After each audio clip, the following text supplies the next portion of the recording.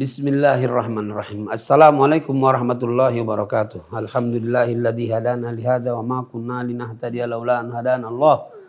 May yahdihillahu fala mudhillalah wa may yudhlilhu fala hadiyalah. Asyhadu an la ilaha illallah wa asyhadu anna Muhammadar Rasulullah. Allahumma shalli ala sayidina Muhammad wa ala ali sayidina Muhammad wa ala alihi wa ashabihi ajmain wa ba'du. Ikhwatil iman wal akhwat rahimakumullah. Saudara-saudaraku seiman, akidah semua yang dimuliakan oleh Allah Subhanahu wa taala. Kembali bersua dengan saya Ustaz Solihin Hasibuan.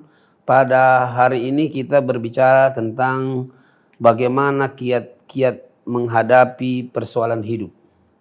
Mudah-mudahan dengan pembicaraan kali ini apa yang menjadi permasalahan-permasalahan hidup kita, kesulitan-kesulitan dan ujian-ujian kehidupan ini mudah-mudahan bisa kita hadapi dengan cara yang mudah dan diberikan oleh Allah jalan-jalan keluar.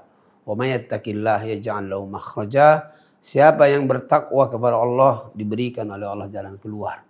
Di antara kiat-kiat cara-cara menghadapi permasalahan hidup, di antaranya pertama, hendaklah kita menyiapkan diri dengan permasalahan, siap diri untuk menghadapi permasalahan hidup.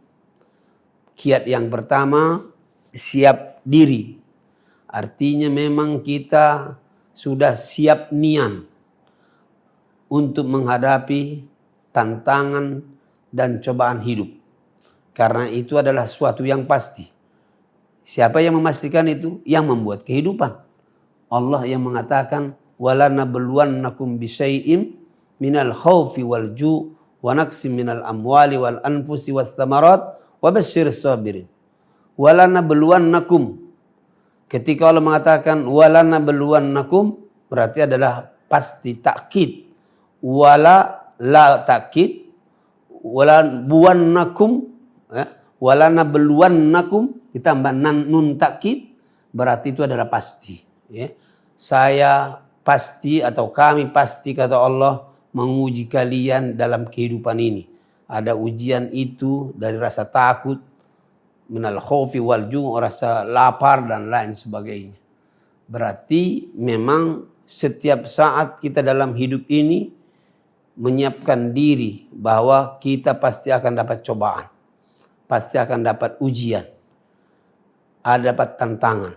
Maka dalam bahasa saya, berani hidup tak takut mati jangan hidup. Takut hidup mati saja. Karena hidup ini hanya sekali, hidup sekali, hiduplah yang berarti. Lah pasti, berani hidup tak takut mati. Karena memang hidup ini dah pasti ujian. Alladzi khalaqal mauta wal hayata liyabluwakum ayyukum ahsanu amala. Allah membuat ada kehidupan, ada kematian agar Allah menguji siapa yang paling baik amal soleh di antara kalian. Yang kedua, hendaklah selalu ridho dengan ketetapan Allah. Apapun yang diberikan oleh Allah dengan kita dalam hidup ini harus menerima, ridho. Jangan membangkang, jangan melawan. Tak baca. Karena kita tidak punya kuasa, yang maha kuasanya Allah. Makanya dokter pun sakit. Dokter pun mati. Ya. Yang punya jabatan baik turun. Tapi yang tidak ada jabatan pun bisa naik. Qulillahumma malikal mulki tu'til mulka man tasha wa tanzi'ul mulka mimman tasha wa tu'izzu man tasha wa tudhillu man tasha biyadikal khair innaka ala kulli syai'in qadir. Itulah ketetapan rumus dari Allah. Kalau Allah yang berkeinginan tidak ada yang tidak jadi. Tapi siapa yang ditolak oleh Allah tidak ada bisa yang menaikkannya ataupun yang memberikan kedudukan kepadanya kecuali adalah hanya dengan izin Allah.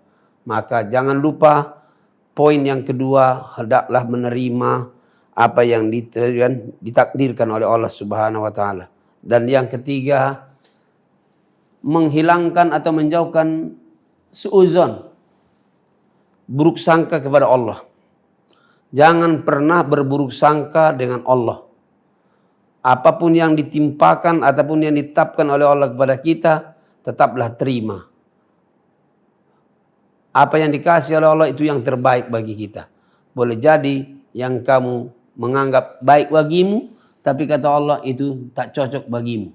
Atau merasa tak cocok dengan kita, tapi itu yang pas untuk kita. Begitulah langkah dan sikap yang ketiga ketika kita menghilangkan suudzon. Maka ketika dapat musibah kita tidak boleh, kata Rasulullah mengatakan, laukana hakada. Seandainya begini atau begitu. Tapi kalau sudah ditakdirkan oleh Allah, itulah yang terbaik untuk kita. Dan yang terakhir, hendaklah tetap tawakal kepada Allah, berbaik sangka dan menyandarkan diri kepada Allah Subhanahu wa taala. Ketika kita bersandarkan kepada Allah, maka insya Allah akan yang ada adalah ketenangan hati, kegembiraan dan keridhaan. Sama dengan saya, sedang saya bersandar dengan kursi ini, ternyata sebaik-baik nyandar itu adalah bersandarlah dengan yang kuat, yang bagus.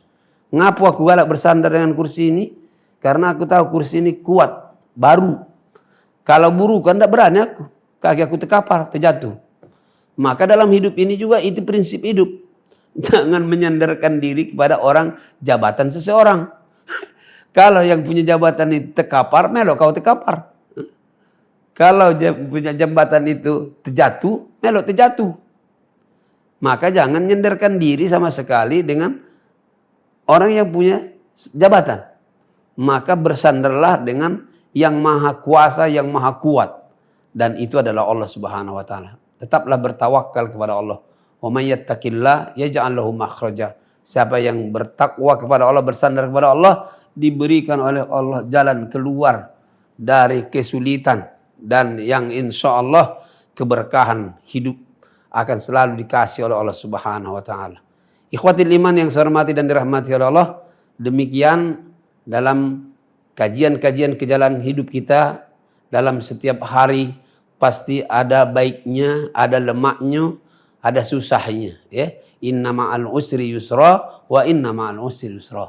Tapi tetaplah insya Allah berprinsip kepada beberapa hal, 4 poin yang saya sampaikan tadi. Insya Allah tetap tabah dan tawakal kepada Allah Subhanahu wa taala, istiqomah di jalan Allah Subhanahu wa taala. Wabillahi taufiq wal hidayah, wabillahi ridha wal inayah. Assalamualaikum warahmatullahi wabarakatuh.